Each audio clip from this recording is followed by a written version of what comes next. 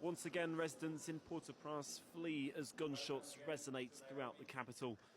Another day of heavy fighting on the Caribbean islands. Haiti's gang leaders may say that they're fighting for peace, but residents' lives have turned into a nightmare.